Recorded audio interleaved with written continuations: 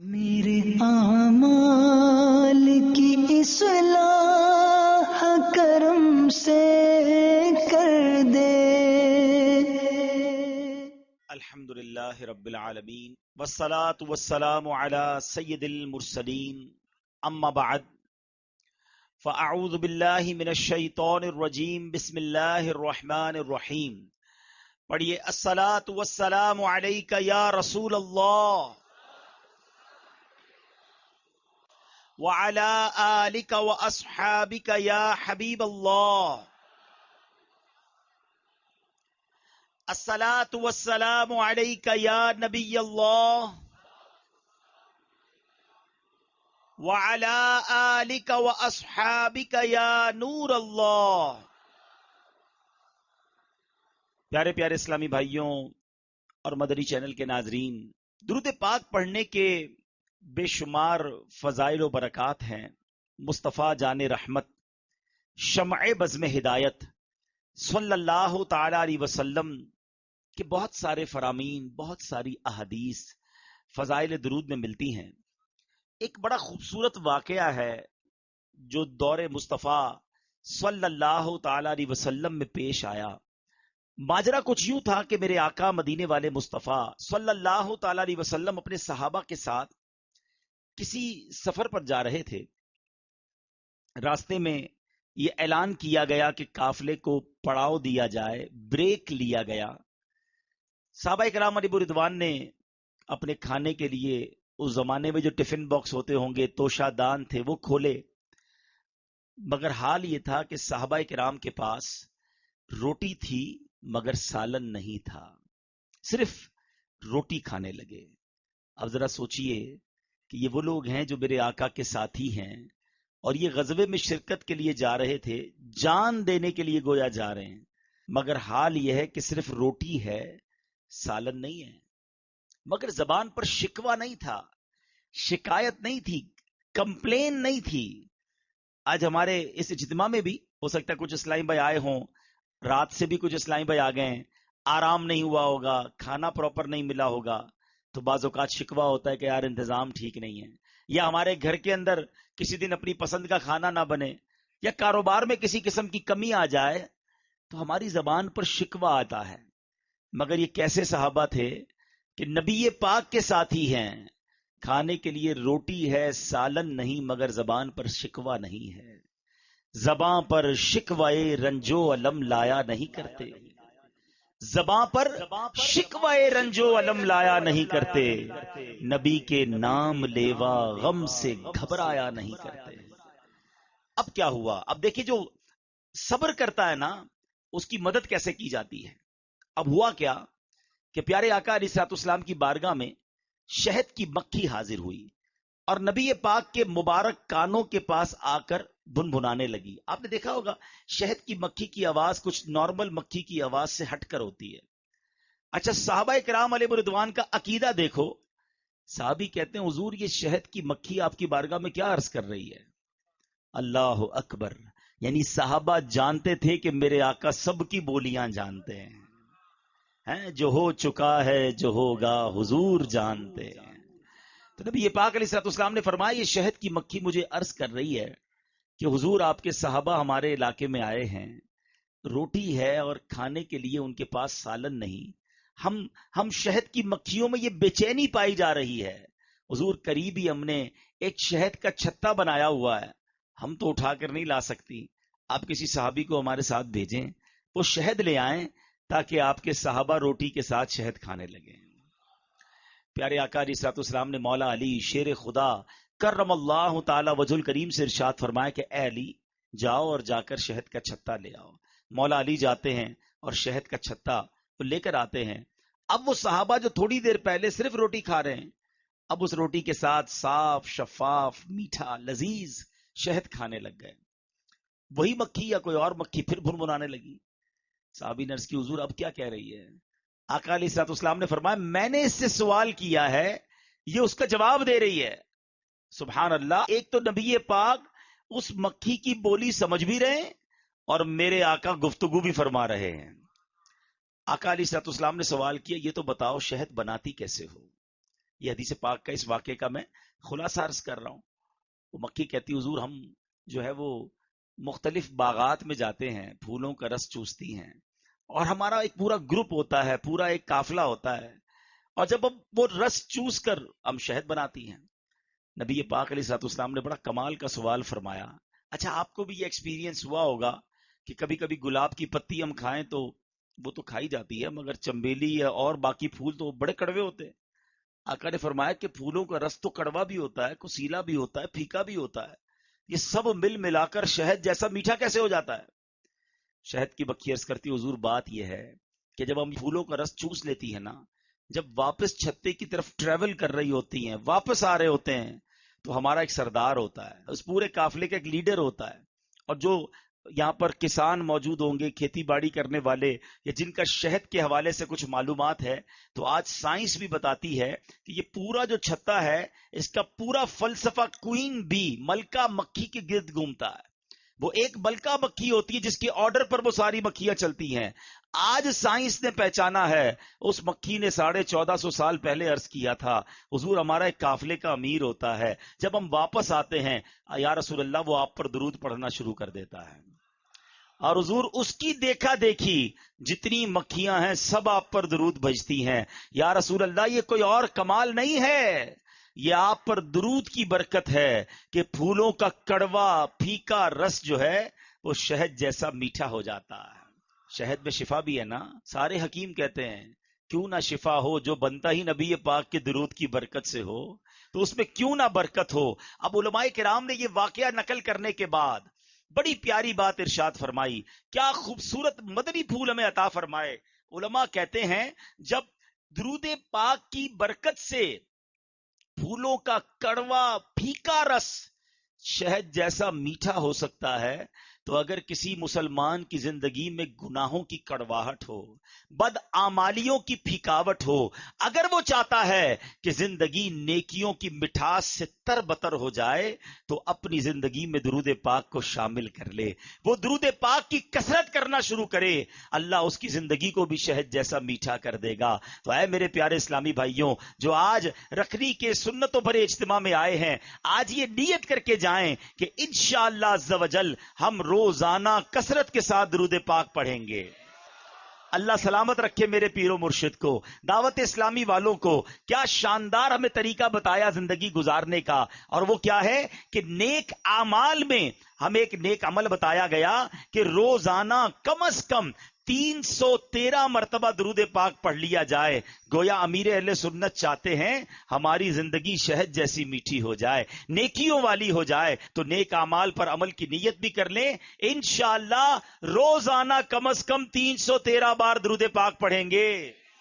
آئیے مل کر محبت کے ساتھ با آواز بلند درود پاک پڑھ لیں. صلو علی الحبیب صلی اللہ تعالی علی محمد صلی اللہ علیہ وسلم. پیارے اسلامی بھائیوں اور مدنی چینل کے ناظرین، آج جس موضوع پر سنتوں بھرے بیان میں نے آپ سے کچھ باتیں عرض کرنی ہے، آج ایک ایسی حقیقت پر بات کریں گے کہ جو دنیا کا ہر مذہب مانتا ہے، دنیا کی ہر قوم جانتی ہے، مرد ہو یا عورت، بوڑھا ہو یا جوان، پڑھا لکھا ہو یا جاہل، پاکستانی ہو یا افریقی، امریکی ہو یا یورپی، کسی بھی رنگ و نسل سے تعلق رکھتا ہو، کسی بھی مذہب سے تعلق رکھتا ہو، دنیا میں یہ ایک ایسی حقیقت ہے جس کو کوئی نہیں ٹھکراتا. ہر بندہ عقل والا ہے وہ مانتا ہے. اور وہ حقیقت کیا ہے؟ وہ حقیقت ہے موت، وہ حقیقت ہے ڈیتھ. ہم سب نے مرنا ہے، یہ سب جانتے ہیں. کوئی مذہب، کوئی انسان یہ نہیں کہتا کہ نہیں جناب مرنا نہیں ہے. سب کو پتا ہے کہ جو دنیا میں آیا ہے اس نے مرنا ہے. لیکن عجب بات یہ ہے کہ اس پر بات بہت تھوڑی کی جاتی ہے، اس کا ذکر بہت تھوڑا کیا جاتا ہے. ہم زندگی کے بارے میں تو بہت بات کرتے ہیں، بچپن میں کیا کیا، بڑھاپے میں کیا کریں گے، جوانی کیسے گزارنی ہے، بہت ساری پلاننگز پر ڈسکس ہوتی ہیں. مثال دیتا ہوں، کسی کو 10 15 20 دن کے لیے کہیں جانا ہو، اس کے لیے بڑی باتیں ہوتی ہیں. سامان کون سا ہوگا، لے کر کیا جانا ہے، کرنسی کون سی لے جانی ہے. بیرون ملک جانا ہو تو ویزا کی تیاری مہینوں پہلے سے شروع ہوتی ہے. یاد رکھیں دنیا کا سفر اس کی ڈیٹ ہم ڈیسائیڈ کرتے ہیں، کب جانا ہے، کتنے دن کے لیے جانا ہے ہم طے کرتے ہیں، اور پھر اس کی تیاری کا وقت بھی ہمیں پتا ہوتا ہے۔ مگر جس سفر کی میں بات کر رہا ہوں اس کی ڈیٹ طے تو ہے مگر پتا نہیں ہے۔ ہاں وقت طے ہے، ہمیں معلوم نہیں ہے، لیکن اس کی تیاری کے لیے کوئی تیار بھی نہیں ہے، اس کے لیے بات کرنے کے لیے کوئی تیار نہیں ہے۔ کبھی ایسا ہوتا ہے ہم دوستوں میں بیٹھے ہیں اور بیٹھ کر یہ بات کریں کہ یار مرنا بھی ہے، اس کی کیا تیاری کرنی ہے، قبر میں کیا ہوگا، آخرت میں کیا ہوگا، اس کے لیے میں نے کیا سامان تیار کیا ہے۔ زیادہ موت پر بات کرو تو لوگ کہتے ہیں یار آپ موت کی بات نہ کیا کریں، حالانکہ موت ایک ایسی حقیقت ہے جو آنی ہے۔ عربی میں ایک شاعر لکھتے ہیں الموت باب کل نفس داخلوہا، موت ایک ایسا دروازہ ہے جس سے ہر ذی روح کو گزرنا ہے۔ الموت قدح کل نفس شاربوہا، موت ایک ایسا جام ہے جو سب نے پینا ہے، کوئی ایسا نہیں جس نے مرنا نہیں ہے۔ جو دنیا میں آیا ہے اس نے مرنا ہے، لیکن عجب بات یہ ہے کہ اس کی تیاری یا اس پر گفتگو کرنے کے لیے کوئی تیار نہیں ہوتا۔ اے پیارے اسلامی بھائیوں، یہ زندگی تو تھوڑی ہے نا، وہ زندگی بڑی ہے۔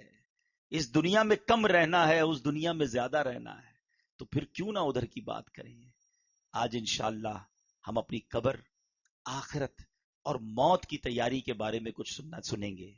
یاد رہے کہ وقت بھی مقرر ہے اور مقام بھی مقرر ہے۔ کبھی کبھی آپ کے ساتھ ایسا ہوتا ہوگا، ہم سب کے ساتھ ہوتا ہے کہ ہم کہیں سفر پہ ہوتے ہیں، راستے میں ہوتے ہیں، گھر سے نکلتے ہیں، اچانک کوئی ایکسیڈنٹ ہوتے ہوتے رہ جاتا ہے ہمارا ہی ہے، بالکل قریب سے گاڑی گزرتی ہے یا ہم روڈ پار کر رہے ہوتے بچ جاتے ہیں، گرتے گرتے بچ جاتے ہیں اور ہم کہتے ہیں یار آج میں بچ گیا۔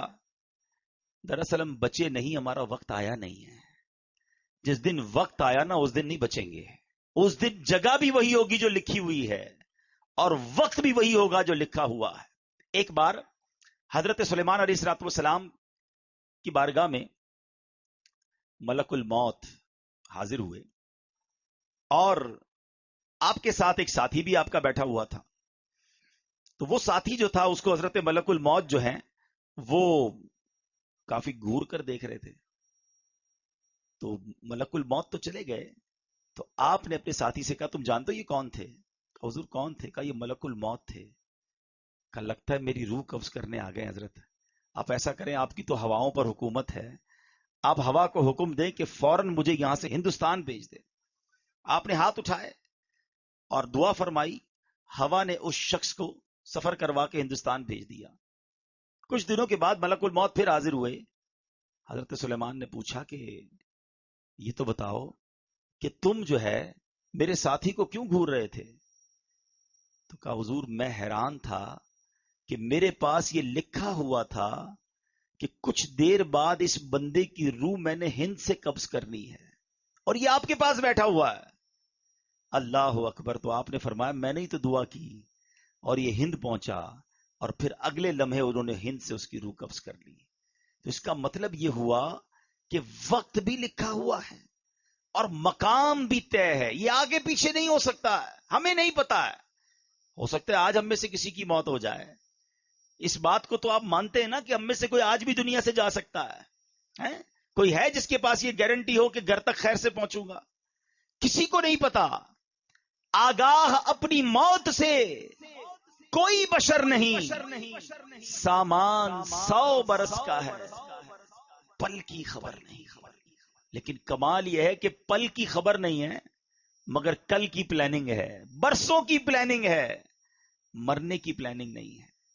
حالانکہ جس قبر میں میں اور آپ جائیں گے وہاں کیا کچھ ہوگا، ایک واقعہ آپ کو سناتا ہوں، بڑا رکت انگیز واقعہ ہے، اور اس واقعے سے ہمیں بہت سارے عبرت کے مدنی پھول سیکھنے کو ملیں گے۔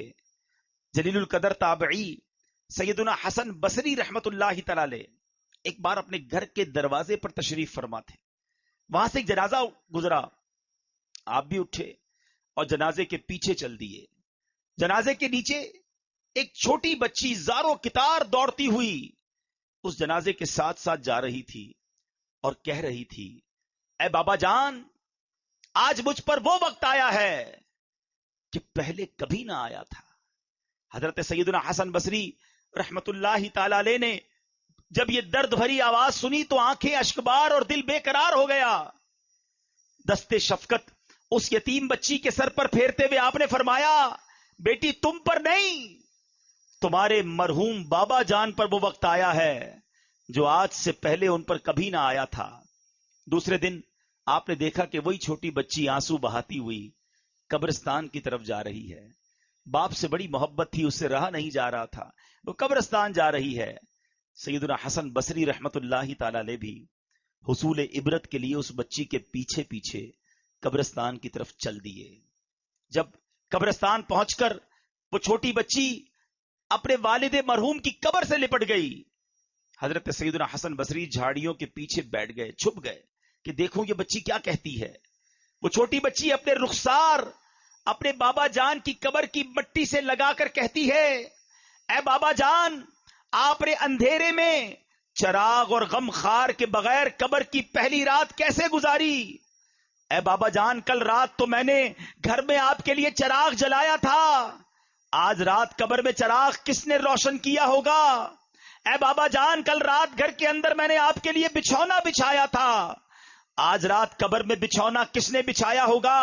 اے بابا جان، کل رات گھر کے اندر میں نے آپ کے ہاتھ پاؤں دبائے تھے، آج رات قبر میں آپ کے ہاتھ پاؤں کس نے دبائے؟ اے بابا جان، کل رات گھر کے اندر میں نے آپ کو پانی پلایا تھا، آج رات قبر میں آپ کو کس نے پانی پلایا؟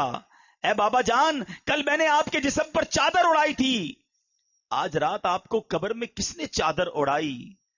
اے بابا جان، کل تو آپ کو جب بھوک لگی تھی تو میں نے آپ کو کھانا پیش کیا تھا، آج رات قبر میں جب آپ کو بھوک لگی تو کس نے کھانا دیا ہوگا؟ سیدنا حسن بصری غم کی ماری اور اس دکھیاری بچی کی یہ باتیں سن کر رو پڑے. قریب آئے اور کہا، بیٹی اس طرح نہیں بلکہ یوں کہو، اے بابا جان، دفن کے وقت آپ کا چہرہ قبلہ رخ کیا گیا تھا، کیا اب بھی آپ کا چہرہ اس حالت پر ہے یا آپ کا چہرہ پھیر دیا گیا ہے؟ اے بابا جان، آپ کو صاف ستھرا کفن پہنایا گیا تھا. اے عاشقان رسول، ذرا اپنا سر جھکا کر آنکھیں بند کر کے اپنے بارے میں سوچو، جب ہم قبر میں جائیں گے تو ہمیں بھی ہمارے دوست قبر میں ایک چہرہ تو قبلہ رو کر دیں گے نا، کفن تو صاف ستھرا پہنائیں گے، مگر اس کے بعد کیا ہو سکتا ہے؟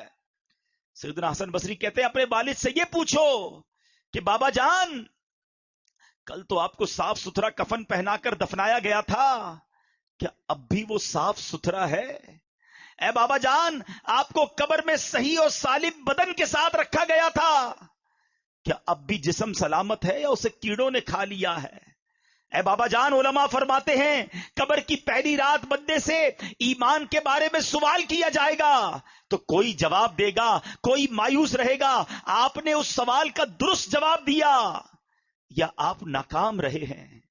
اے بابا جان، سنا ہے علماء سے بعض مردوں پر قبر کشادگی کرتی ہے، بعض پر تنگی کرتی ہے. آپ بتائیے، آپ پر قبر نے تنگی کی یا کشادگی کی؟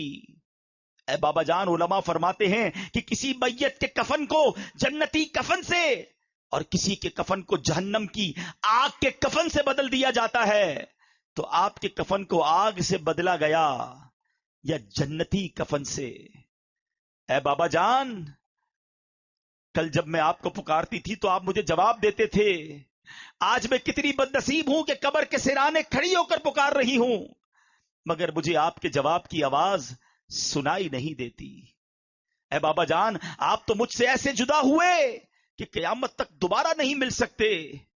اے خدائے رحمان، قیامت کے میدان میں مجھے اپنے بابا جان کی ملاقات سے محروم نہ کرنا. سیدنا حسن بصری رحمت اللہ تعالی کی یہ باتیں سن کر وہ بچی عرض گزار ہوئی، اے میرے سردار، آپ کے نصیحت آموز کلمات نے مجھے خواب غفلت سے بیدار کر دیا ہے. اے پیارے اسلامی بھائیوں، بظاہر تو یہ ایک واقعہ ہے مگر یہ قبر کا سفر ہم سب نے کرنا ہے. آج ہمارے گھر میں لائٹ جائے تو جنریٹر ہونا چاہیے، پنکھا چلنے کے لیے یو پی ایس ہونا چاہیے. گرمی میں بغیر لائٹ کے جس کو نیند نہ آتی ہو، نرم تکیا نہ ہو تو نیند نہ آتی ہو، نرم بستر نہ ہو تو جسے نیند نہ آتی ہو، جس کے کمرے میں اگر اندھیرے میں کوئی چھوٹا سا کیڑا آ جائے، کوئی چوہا آ جائے، چھپکلی آ جائے تو جس کی چیخ نکل جاتی ہو، جس کو اکیلے کمرے میں اندھیرے میں ڈر لگتا ہو، ہم جیسا کمزور انسان جب قبر میں جائے گا تو سوچو وہاں اگر اللہ نہ کرے جہنم کی آگ بھڑکا دی گئی، وہاں اگر اللہ نہ کرے سانپ اور بچھو آ گئے، ادھر تو میرے اور آپ کے جسم پر کوئی کیڑا آئے تو فوراً ہٹا دیتے ہیں، اس وقت تو کیڑے ہوں گے تو بھی بندہ نہیں ہٹا سکے گا، وہ دیکھ رہا ہوگا کہ میرے جسم پر کیڑے رینگ رہے ہیں، مگر یہ طاقت نہیں ہوگی کہ اپنے آپ سے اسے دور کر سکے۔ اے میرے پیارے اسلامی بھائیوں اور مدنی چینل کے ناظرین، آپ کا کبھی نہ کبھی تو قبرستان جانے کا اتفاق ہوا ہوگا نا۔ یہ جو قبریں اوپر سے ساری ایک جیسی دکھائی دیتی ہیں، اندر سے ایک جیسی نہیں ہوتی ہیں۔ دنیا میں اگر آپ کسی ایک کالونی میں جائیں، غریبوں کی آبادی میں جائیں تو مکان دیکھ کر پتہ چل جاتا ہے غریب رہتے ہیں ادھر۔ امیر کے علاقے میں جائیں تو کوٹھیاں دیکھ کر سمجھ آ جاتا ہے کہ ان کوٹھیوں میں امیر اور سکون سے رہنے والے رہ رہے ہیں، مگر قبروں کو دیکھ کر پتہ نہیں چلتا، دکھتی ساری ایک جیسی ہیں مگر ہر قبر کی داستان جدا ہے۔ کوئی تو قبر میں جنت کی نعمتیں لوٹ رہا ہے، کوئی تو قبر میں جلوائے مصطفیٰ میں گم ہے، کسی کی قبر میں تو جنت کی کھڑکی کھلی ہوئی ہے، کوئی تو اپنی قبر میں نم کا نومت العروس کے مزے لوٹ رہا ہے، کسی کو تو قبر ایسے دبا رہی ہے جیسے ماں گود میں اپنے بچے کو پیار سے دباتی ہے۔ مگر اسی قبرستان میں کوئی قبر ایسی بھی ہوتی ہے پیارے اسلامی بھائیوں جس میں سانپ اور بچھو اس قبر والے کو عذاب دے رہے ہوتے ہیں۔ میرے آقا نے اس طرح انگلیاں کر کے بتایا، عذاب کی ایک صورت سرور کائنات علیہ الصلوۃ والسلام نے اس طرح کر کے بتائی کہ بے نمازی کو قبر ایسے دبائے گی کہ جیسے پسلیاں ٹوٹ پھوٹ کر ایک دوسرے میں پیوست ہو جائیں گی۔ کسی کو قبر نے چکنا چور کر دیا ہوتا ہے، کسی کی قبر میں جہنم کی کھڑکی کھلی ہوتی ہے، اسی قبرستان میں کسی قبر میں آگ بھڑک رہی ہوتی ہے۔ اشجع الاقرا، حدیث میں اس سانپ کا نام بھی بیان کیا گیا، اللہ جس سے ناراض ہو، اشجع الاقرا، اندھا سانپ ہے جو قبر میں مردے کو ڈنک مارے گا تو 70 گز مردہ زمین میں دھس جائے گا۔ یہ عذاب بھی احادیث میں ہی بیان ہوئے، مگر قبرستان جا کر پتہ نہیں چلتا، مگر ان قبروں کے اندر یہ سب کچھ ہو رہا ہوتا ہے۔ ذرا سوچئے، جو رمضان کے روزے جان بوجھ کر برباد کرنے والا تھا، رمضان کی راتوں میں گلیوں کے اندر کرکٹ وغیرہ کھیلوں کے ذریعے مسلمانوں کی عبادتوں یہ نیند میں خلل ڈال کر تکلیف پہنچانے اور دل آزاری اس کا سبب بننے والا تھا، جو روزہ رمضان کا فرض ہونے کے باوجود ادا نہ کرتا، زکوٰۃ فرض ہونے کے باوجود ادائیگی میں بخل کرتا، حرام روزی کمانے والا تھا، سود اور رشوت کا لین دین کرنے والا تھا، لوگوں کے قرضے دبا دینے والا تھا، شراب پینے والا تھا، جوا کھیلنے والا تھا، شراب اور جوئے کے اڈے چلانے والا تھا، مسلمانوں کی بلا اجازت شرعی دل آزاریاں کرنے والا تھا، مسلمانوں کو ڈرا دھمکا کر بھتہ وصول کرنے والا تھا، تاوان کی خاطر مسلمانوں کو اغوا کرنے والا تھا، چوری کرنے والا تھا، ڈاکہ ڈالنے والا تھا، امانت میں خیانت کرنے والا تھا، زمینوں پر ناجائز قبضے کرنے والا تھا، بے بس کسانوں کا خون چوسنے والا تھا، اقتدار کے نشے میں ہو کر لوگوں پر ظلم کرنے والا تھا۔ وہ سوچے کہ جب وہ قبر میں جائے گا تو پھر اس کا کیا حال ہوگا، وہ کیسے اللہ کی بارگاہ میں جواب دے سکے گا، عذاب قبر سے وہ کیسے چھٹکارا پا سکے گا۔ ذرا سوچئے میرے پیارے اسلامی بھائیوں، سیدی اعلی حضرت امام اہل سنت قبر کی اسی رات کے بارے میں ہمیں سمجھا رہے ہیں۔ ارے یہ بھیڑیوں کا بن ہے، شام آ گئی سر پر، کہاں سویا ہے مسافر، ہائے کتنا لا ابالی ہے، اندھیرا گھر اکیلی جان، اندھیرا گھر اکیلی جان، دم گھٹتا دل اکتاتا، خدا کو یاد کر پیارے، وہ ساتھ آنے والی ہے، خدا کو یاد کر پیارے، وہ ساتھ آنے والی ہے، زمین تپتی کٹیلی راہ بھاری بوجھ گھائل پاؤں، مصیبت جھیلنے والے تیرا اللہ والی ہے، نہ چونکا دن ہے ڈھلنے پر، تیری منزل ہوئی کھوٹی، ارے او جانے والے نیند یہ کب کی نکالی ہے، بے وفا دنیا پہ مت کر اعتبار، تو اچانک موت کا ہوگا شکار، موت آ کر ہی رہے گی یاد رکھ، جان جا کر ہی رہے گی یاد رکھ، گر جہاں میں 100 برس تو جی بھی لے، قبر میں تنہا قیامت تک رہے،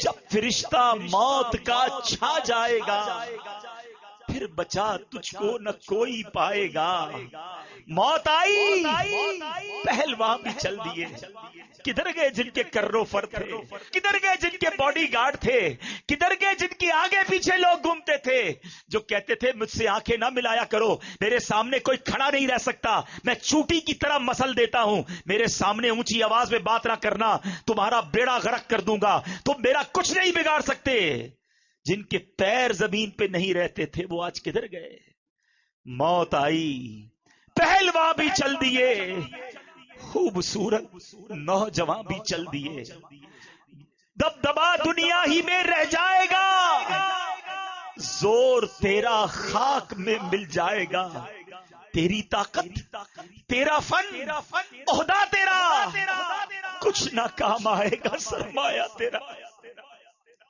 بندہ کہتا ہے پیسے ہونے چاہیے، زندگی پرسکون گزرے گی، اتنے پیسہ جمع کر لوں پھر سکون سے جیوں گا، مگر جب قبر میں جائیں گے نا تو کوئی تجوری نہیں ہوگی، کفن میں کوئی جیب نہیں ہوگا، یہ سارا سرمایہ ادھر ہی رہ جائے گا، اور اگر اللہ ناراض ہوا تو میں اکیلا قبر میں کیا کروں گا؟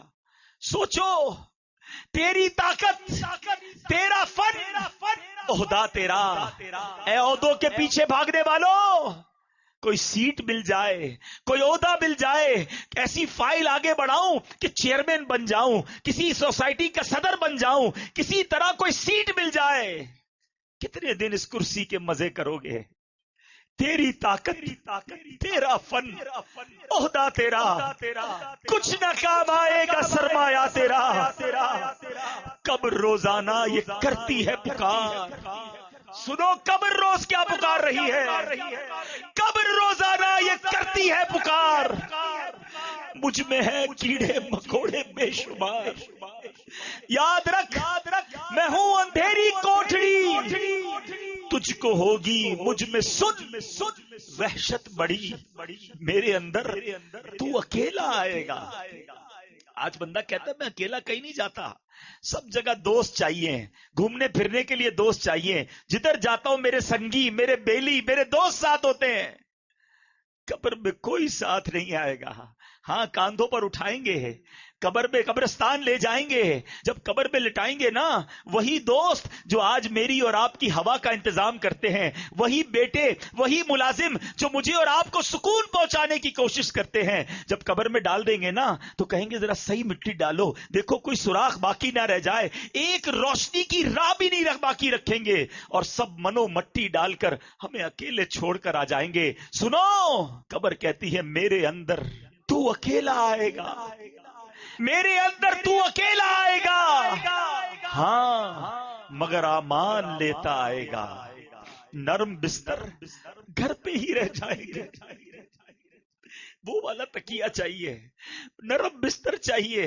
میرا پسند کا مجھے چادر چاہیے، نرم بستر گھر پہ ہی رہ جائیں گے، تجھ کو فرش خاک پر دفنائیں گے، گپ اندھیری قبر میں جب جائے گا، بے عمل بے انتہا گھبرائے گا، کام مالو زر نہ کچھ آئے گا، غافل انسان یاد رکھ پچھتائے گا، جب تیرے ساتھی تجھے چھوڑ آئیں گے، قبر میں کیڑے تجھے کھا جائیں گے، قبر میں تیرا کفن پھٹ جائے گا، یاد رکھ نازک بدن پھٹ جائے گا، چھوٹا سا کیڑا کاٹ لینا، رات مچھر کاٹ لے تو نیند نہیں آتی، بستر میں کھٹمل گھس جائے تو چین نہیں آتا ہے، ایک ڈنک مارنے کے بعد ہم کتنے دنوں تک الرجی کی دوائیں کھاتے رہتے ہیں، ذرا سوچو جب جسم پھٹے گا تیرا ایک ایک بال تک جھڑ جائے گا،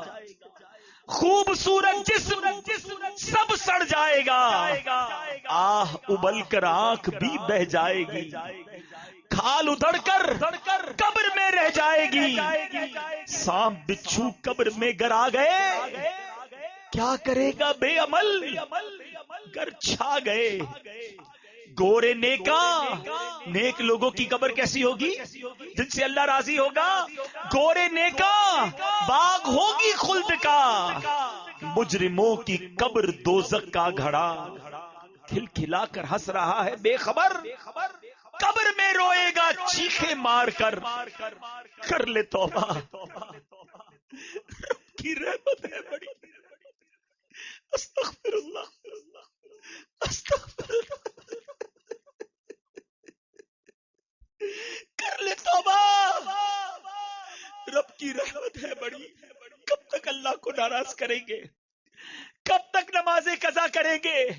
کب تک اللہ کی نافرمانی والے ہم کام کریں گے؟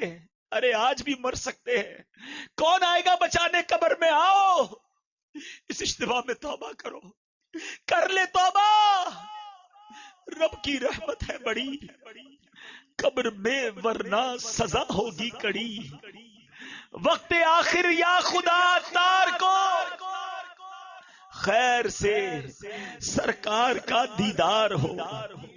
اے میرے پیارے اسلامی بھائیوں، قرآن مجید فرقان حمید ہماری موت کے بارے میں کیا رہنمائی فرماتا ہے؟ سنو، اللہ فرماتا ہے ہر جان موت کا مزہ چکھنے والی ہے، اور قیامت کے دن تمہیں تمہارے اجر پورے دیے جائیں گے۔ اور جو آیت کا اگلا حصہ ہے نا، خدا کی قسم یہی اصل بات ہے۔ لوگ کہتے ہیں یار جس کا گھر بڑا ہو وہ کامیاب ہے، جس کے پاس بڑی گاڑی ہے وہ کامیاب ہے، جو خوبصورت ہے وہ کامیاب ہے، جو طاقتور ہے وہ کامیاب ہے، جس کی شہرت ہے وہ کامیاب ہے۔ نہیں جناب، سنو قرآن کیا کہتا ہے، کامیاب کون ہے؟ اللہ کہہ رہا ہے فَمَنْ زُحْزِحَ عَنِ النَّارِ وَأُدْخِلَ الْجَنَّةَ فَقَدْ فَازَ۔ اللہ فرماتا ہے جسے آگ سے بچا لیا گیا اور جنت میں داخل کر دیا گیا وہ کامیاب ہو گیا۔ ارے وہی تو کامیاب ہے۔ مجھے بتاؤ، ادھر بڑے گھر ہوں، نرم بستر ہو، آگے نوکر چاکر ہو اور قبر کیڑوں والی تیار ہو، اس کی قبر آگ والی تیار ہو، کون سی کامیابی ہے یہ؟ ادھر ساری دنیا جانتی ہو، ساری دنیا میں شہرت ہو، اور ادھر فرشتے مارنے کے لیے تیار کھڑے ہو، یہ کون سی کامیابی ہے؟ ادھر بینک بیلنس بھرے ہوئے ہوں، ہیرے جواہرات کے ڈھیر لگے ہوئے ہوں، کروڑوں کا میں مالک ہوں، اور ادھر اگر نامہ اعمال خالی ہے تو یہ کون سی کامیابی ہے؟ ادھر دنیا والے میرے نام سے راضی ہوں اور ادھر رب ہی مجھ سے ناراض ہو، یہ کون سی کامیابی ہے؟ خدا کی قسم کامیابی یہ ہے، چاہے مجھے کوئی نہ پہچانے، میرا رب مجھ سے راضی ہو جائے، میرے آقا مجھ سے راضی ہو جائے، چاہے دنیا میں چھوٹا سا گھر ہو مگر جس قبر میں جاؤں وہ میرا جنت کا باغ بن جائے۔ کامیابی تو یہ ہے، چاہے دنیا میں سختیوں والی زندگی گزرے مگر قیامت کے دن مجھے اللہ کے عرش کا سایہ مل جائے۔ اصل کامیابی تو وہ ہے، ارے چاہے یہاں میرے اکاؤنٹ میں پیسے تھوڑے ہو جائیں مگر میرے نیکیوں کا اکاؤنٹ بھرا ہوا ہو، میرے نامہ اعمال میں نیکیاں زیادہ ہوں۔ اصل کامیابی تو یہ ہے، چاہے مجھے یہاں بڑی بڑی محفلوں میں، بڑے بڑے پروگراموں میں، بڑی جگہوں پہ نہ بلایا جاتا ہو مگر جب قیامت کے دن جنت میں جانے والوں کا اعلان ہو اور میرا نام پکارا جائے کہ میرے بندے کھڑا ہو اور جنت میں چلا جا، جسے آگ سے بچایا گیا۔ پھر سنو یہ آیت کا جز، خدا کی قسم یہ یاد کر لو کہ کامیاب کون ہے۔ قرآن بتا رہا ہے، اللہ فرماتا ہے فَمَنْ زُحْزِحَ عَنِ النَّارِ وَأُدْخِلَ الْجَنَّةَ فَقَدْ فَازَ۔ اللہ فرما رہا ہے جو آگ سے بچا کر جنت میں داخل کر دیا گیا وہی کامیاب ہے۔ اے اللہ آج کے اجتماع میں ہم تجھ سے دعا کرتے ہیں، ہمیں آگ میں مت ڈالیو مالک۔ گناہ گار ہوں میں لائی کے جہنم ہو، گناہ گار ہوں میں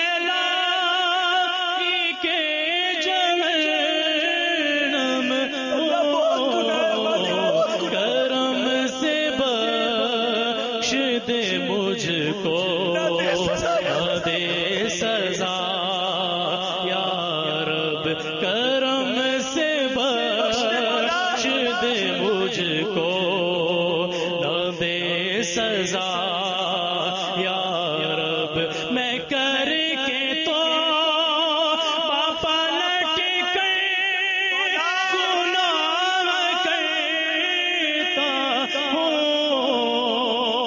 میں کر کے تو پلٹ کر گناہ کرتا ہوں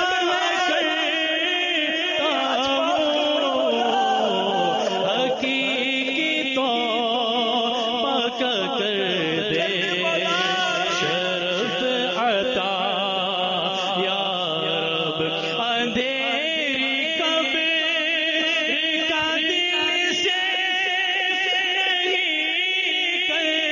کرتا ڈر اندھیری قبر کا دل سے نہیں کرتا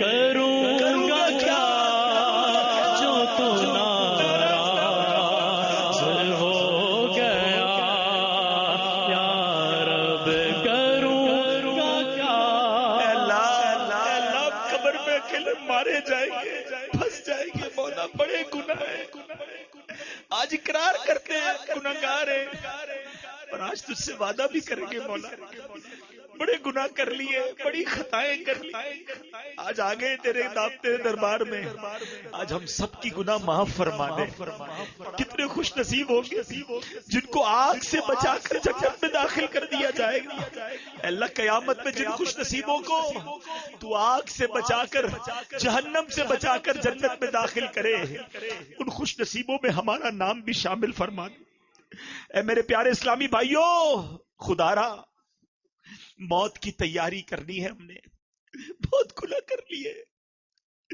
بہت اللہ کو ناراض کر لیا کب تک ناراض کرتے رہو گے کب تک اللہ کی نافرمانی کرتے رہیں گے کب تک نماز قضا کرتے رہو گے کب تک حرام کماتے رہو گے کب تک حرام دیکھتے رہیں گے خدا را میرے پیارے اسلامی بھائیوں مدری چینل کے ناظرین اگر میرا کوئی بھائی مدری چینل کے ناظرین میں سے کوئی بھی ایسا جو نماز قضا کر رہا ہے جو روزوں میں غفلت کر رہا ہے جو اپنی زکوٰۃ پوری ادا نہیں کرتا جو حرام روزی کماتا ہے خدا نہ خواستہ کسی پر ظلم کر رہا ہے کسی کا مال دبایا ہوا ہے کسی کی زمین پر قبضہ کیا ہے آج بدل کر جانا ہے کیا پتا یہ زندگی کا آخری موقع ہو اللہ نے موقع دیا ہے آج توبہ کرنے کا ہم نے علماء سے سنا ہے کہ جہاں 40 مومن جمع ہو جائیں وہاں اللہ کا ایک ولی ہوتا ہے پتہ نہیں کتنے اولیاء کرام بیٹھے ہوں کتنے اللہ کے نیک بندے بیٹھے ہوں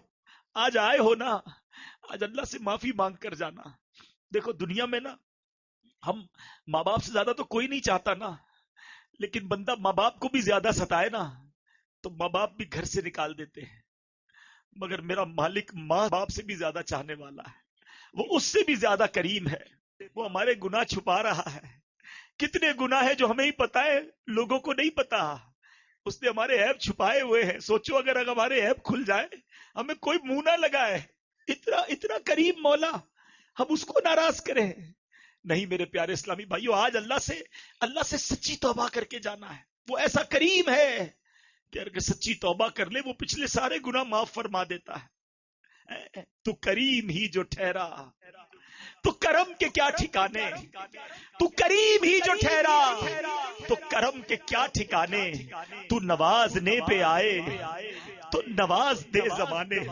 اللہ تیری اسی قریبی بارگاہ کو پکارنے جمع ہوئے ہیں رحمت دا دریا الہی ہر دم وگدا تیرا دریا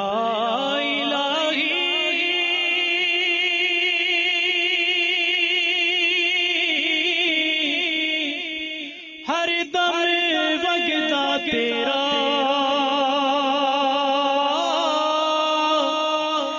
جیک قطرہ بچ مینوں تے کم بڑھ جا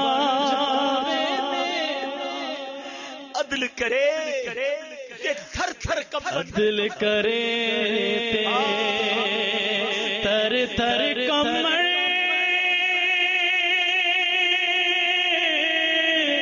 اونچیاں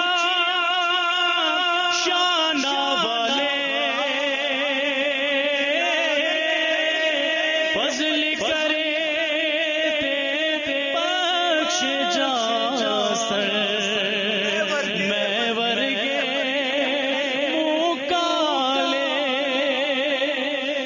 آج اللہ سے دوستی کر لو، وہ بڑا کریم ہے. گناہ یاد کرو اور نیت کر لو، اللہ اب تجھے ناراض نہیں کروں گا، اللہ اب تیری نافرمانی نہیں کروں گا. دیکھو وہ کیسا کریم ہے، کیسے پل میں توبہ قبول کرتا ہے. سچے دل سے توبہ ہونی چاہیے. حضرت موسیٰ علیہ السلام کا دور تھا اور آپ کے دور میں بارش نہیں ہو رہی تھی. 70,000 لوگ جمع ہوئے دعا کرنے کے لیے. جب اجتماع ہوا، دعا ہونے لگی. حضرت موسیٰ بھی اس اجتماع میں موجود ہیں اور دعا ہو رہی ہے، مولا بارش برسا دے. بارش نہیں ہو رہی. حضرت موسیٰ نے عرض کی، مولا دعا کر رہے ہیں بارش نہیں ہو رہی. کہ موسیٰ اس پورے مجمع میں ایک بندہ ایسا ہے جو پچھلے 40 سال سے میری نافرمانی کر رہا ہے. اے موسیٰ وہ بندہ جب تک تمہارے اندر ہے نا بارش نہیں ہونی. حضرت موسیٰ نے کہا مولا پھر؟ حضرت موسیٰ نے کہا یا اللہ اتنا سارا مجمع ہے، میری آواز کیسے پہنچے گی اس تک؟ فرمایا تم آواز لگاؤ، میرا کام پہنچانا ہے. حضرت موسیٰ کھڑے ہو گئے. کہا ہے وہ شخص جو 40 سال سے اللہ کی نافرمانی کر رہا ہے، اس مجمع سے نکل جا. تو وہ ہے جس کی وجہ سے بارش نہیں ہو رہی. وہ بندہ سمجھ تو گیا اعلان میرے لیے ہو رہا ہے، مگر سوچنے لگا اگر میں کھڑا ہو گیا تو پورے شہر کو پتا چل جائے گا کہ میں ہوں وہ نافرمان. کبھی دائیں دیکھتا کبھی بائیں دیکھتا، شاید کوئی کھڑا ہو جائے. کوئی کھڑا نہیں ہوا. اب اس بندے نے پتہ ہے کیا کیا؟ سر جھکایا اور دل ہی دل میں اللہ سے کہنے لگا یا اللہ آج معاف کر دے. میں مانتا ہوں 40 سال سے تجھے ناراض کر رہا ہوں، مولا آج معاف کر دے. آج کے بعد تجھے ناراض نہیں کروں گا. آج عزت رکھ لے مالک. آج کھڑا ہو گیا، پورے شہر کو پتا چل جائے گا میں ہی وہ بدبخت ہوں. دیکھو میرا مالک کیسے پردے ڈالتا ہے. بادل آئے اور بارش برسنا شروع ہو گئی.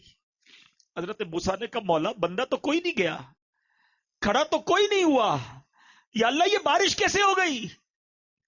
حضرت موسیٰ سے رب فرماتا ہے موسیٰ میرے اس بندے نے مجھ سے دوستی کر لی ہے. 40 سال کی نافرمانی ایک بار دل سے پکارا تھا بس. حضرت موسیٰ نے کہا یا اللہ اب مجھے تیرے دوست سے ہی ملا دے، پتا تو چلے وہ کون ہے جس کی وجہ سے بارش ہوئی. سنو کیا فرمان الہی ہوتا ہے. اللہ فرماتا ہے موسیٰ جب وہ میرا نافرمان تھا میں نے تب اس کے عیب چھپائے تھے، اب تو میرا فرما بردار ہو گیا، میں کیسے تجھے بتا دوں وہ کون ہے؟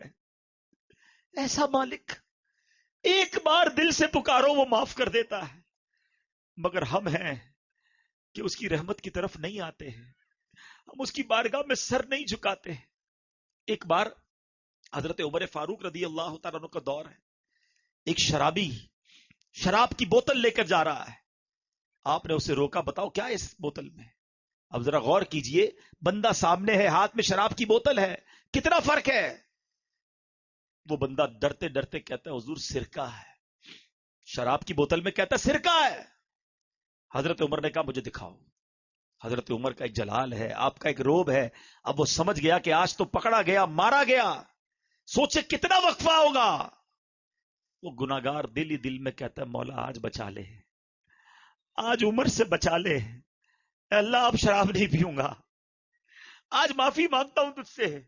سیکنڈ ہی لگے ہوں گے نا، کتنی دیر کا وقفہ ملا اسے، مگر وہ دل کی گہرائیوں سے اس نے پکارا. اس نے جب بوتل حضرت عمر کی طرف بڑھائی نا، پیارے اسلامی بھائی وہ بوتل شراب سے سرکے میں بدل چکی تھی. یہ ہے میرا مالک، یہ ہے اس کی رحمت. وہ چاہتا ہے میں اور آپ بخشے جائیں، اس کی رحمت چاہتی ہے ہم بخشے جائیں، مگر ہم ہے کہ اسے راضی کرنے کی طرف نہیں آتے. مومن جو ہے نا، جو عاشق رسول ہوتا ہے، وہ تو انتظار کرتا ہے موت کا. गुनाहगार डरता है कि वहां मार पड़नी है, लेकिन जब आशिक रसूल जाएगा तो फिर क्या होगा? शायर कहते हैं कब्र में सरकार आएंगे ना। सैयदी आला हजरत से पूछो, बरेली के ताजदार कहते हैं जान दे दो वादाए दीदार पर, है जान दे दो, उधर तो दीदार होना है, जान दे दो वादाए दीदार पर, नकद अपना दाम हो ही जाएगा। आशिक रसूल जो नमाजें पढ़ के, सुन्नतों पर अमल करके, दीन मतीन की खिदमत करके, हराम रोजी ठुकरा कर, थोड़े हलाल पर भी गुजारा करके, अपनी आंखों की, अपने कानों की, अपनी जबान की हिफाजत करके, अपनी शर्मगाह की हिफाजत करके, अपनी पारसाई की हिफाजत करके जब वो कब्र में जाएगा ना, तो आला हज़रत कहते हैं कब्र में लहराएंगे ता हश्र चश्मे नूर के, है कयामत तक चश्मे नूर के होंगे। कब? कब्र में लहराएंगे ता हश्र चश्मे नूर के, जलवा फरमा होगी जब तलअत रसूलुल्लाह। आशिक रसूल तो इंतजार करता है मौत का, मौत तो मोमिन के लिए तोहफा है, वो तो इंतजार करता है कि जब आका आएंगे, कब्र में सरकार आए तो मैं कदमों पर गिरूं, अगर फरिश्ते भी उठाएं तो मैं उनसे यूं कहूं कि अब तो पाए नाज से मैं ऐ फरिश्तों की उठूं, मर के पहुंचा हूं यहां इस दिलरुबा के वास्ते।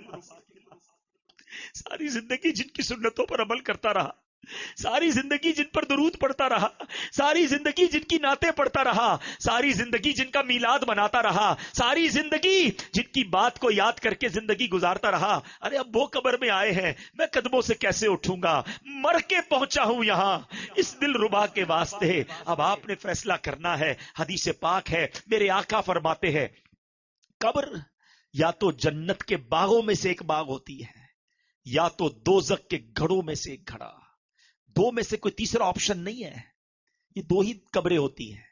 आज तय कर लो, जिंदगी अगर ऐसी गुजारनी है कि कब्र जन्नत का बाग बन जाए, तो दावत इस्लामी का माहौल आपको पुकार रहा है। आ जाओ, इस माहौल से वाबस्ता हो जाओ। बदलते क्यों नहीं हम? इसकी वजह क्या है? आज आखिर में वजह भी सुन लो। वजह यह है कि हम जब नियत करते हैं ना, उस वक्त तो शायद दिल में पक्का इरादा होता है, मगर उसके बाद जब हम इज्तिमा से या महफिल से या जो भी हमारा अच्छी नेक माहौल होता है उससे उठ के जाते हैं ना, फिर हमारे जो माहौल होता है वो दोस्त हमारे अच्छे नहीं होते, वो हमें नमाजी नहीं बनने देते। हम नमाजी बनते, हमारा मजाक उड़ाते, खैर तो है भाई, मौलवी बन गया है, जुम्मा पढ़ता था, तुझे क्या हो गया है, ये क्या तू भाई सर पे टोपी सजा ली है, इमामा पहन लिया है, सुन्नतों पर अमल शुरू कर दिया है, हराम रोजी छोड़ दी है। हमारे दोस्त ही हमें गुनाहों की तरफ ले जाते हैं। एक बात याद रखो, शराबियों के साथ बैठकर आप नमाजी नहीं बन सकते, अल्लाह के नाफरमानों के साथ बैठकर आप अल्लाह के फर्मा बरदार नहीं बन सकते। पहले तय कर लो, आप कब्र जन्नत का बाग बनानी है तो फिर तब्दीली लानी पड़ेगी। अगर आपकी मर्जी है कि नहीं जैसी जिंदगी गुजर रही वैसी गुजारूंगा, वो फिर आपकी मर्जी है। लेकिन अगर आज दिल पर चोट लगी है ना और बदलना चाहते हो, तो महफिल बदलनी होगी, माहौल बदलना होगा, दोस्ती बदलनी होगी। कहते हैं ना, खरबूजे को देखकर खरबूजा रंग पकड़ता है, बिल्कुल सही बात है। रिवायतों में आता है दोस्त वो होता है जिसको देखकर खुदा याद आ जाए। एक दोस्त ऐसा है मेरा और आपका, गौर कर ले, कि जिसको देखूं तो खुदा याद आ जाए। हमारे दोस्त तो वो जिसको देखकर सिनेमा याद आता है, जिसको देखकर ताश की और जुए की और हराम चीजों की महफिलें याद आती हैं। ऐसी दोस्तियां लगाई हुई हमने, ना करें ऐसा। ये सोहबत क्या असर लाती है। पंजाबी शायर कमाल की बात लिखते हैं, फरमाते हैं, बुरे बंदे दी सोहबत यारों, जिवें दुकान लोहारा, कपड़े पावे कुंज कुंज पइए, चिंगा पैन हजारा। कहते जो बुरे दोस्त होते हैं ना, वो ऐसे ही हैं जैसे लोहार की दुकान। लोहार की दुकान पे जाएं, कपड़े कितने ही बचा लें, या तो कपड़ों पे बदबू आ जाएगी, या उसमें कोई ना कोई चिंगारी जो है सुराग कर देगी। हम कहते नहीं यार, मैं ताश नहीं खेलता, मैं जुआ नहीं खेलता, मैं शराब नहीं पीता, मैं हराम काम नहीं करता, दोस्त करते, मैं तो सिर्फ बैठा होता हूं उनके साथ। अल्लाह के बंदो, उधर बैठ रहे हो जिधर अल्लाह की लानत बरस रही है, और कहते हो मैं सिर्फ बैठता हूं। ये तुम्हारे जिस्म में, तुम्हारे अमाल में ये चिंगारियां सुराग कर देंगी। और वही शायर अगला जुमला क्या कहते हैं, भले बंदे दी सोहबत यारों, जिवें दुकान तारा। अच्छे बंदे की सोहबत कैसी है, जैसे इत्र वाले की दुकान। आप इत्र वाले की दुकान पे जाते हैं, पैसे खर्च करें ना करें, फ्री में इत्र लगा देता है, नहीं लगाता तो भी खुशबू तो आ जाती है ना। भले बंदे दी सोहबत यारों, जिवें दुकान तारा, सौदा भावे मुल्ले न लइए, हुल्ले आन हजारा। पैसे खर्च करें ना करें, खुशबू फिर भी मिल जाती है। ये इस इज्तिमा की बरकत है, मिल रही है ना खुशबू। آ رہی ہے نا سنتوں کی بہار. یہ ہے اچھے بندوں کی صحبت. چینج کیجیے اپنی صحبت اور اپنی صحبتیں، اپنی دوستیاں، اپنا اٹھنا بیٹھنا نیک لوگوں کے ساتھ رکھیے. اور یہ دعوت اسلامی والا ماحول واقعی نیک لوگوں کا ماحول ہے. بڑے ایک سے ایک نیک اسلامی بھائی ہیں اس میں. دعوت اسلامی میں بھی کوشش کریں اس کے قریب ہو جائیں جو نیک اعمال کا عامل ہو، جو مدنی قافلوں کا مسافر ہو، جو خوف خدا والا ہو، عشق رسول والا ہو. اس کے قریب بیٹھو تو مدینہ یاد آ جائے.